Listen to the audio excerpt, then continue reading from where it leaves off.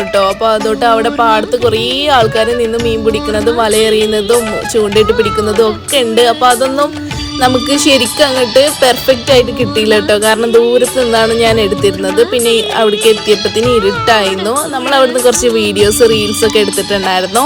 അപ്പോൾ നമ്മൾ സ്കൈയൊക്കെ കാണാൻ നല്ല ഭംഗിയുണ്ട് കേട്ടോ. അപ്പോൾ അങ്ങനെ ബ്യൂട്ടി ആയിട്ടുള്ളൊരു പ്ലേസാണ്. നമ്മൾ ആ ചെയറിലൊക്കെ ഇറങ്ങി മീൻ പിടിക്കണമെന്ന് കരുതിയതായിരുന്നു കേട്ടോ. പിന്നെ നമ്മൾ ഡ്രസ്സൊക്കെ അഴുക്കാവെന്ന് വിചാരിച്ചിട്ടാണ് അങ്ങനെ ചെയ്യാതിരുന്നത്. നമ്മളൊരു പുതിയ ഡ്രസ്സ് ഇട്ടിട്ടാണ് പോയിരുന്നത്.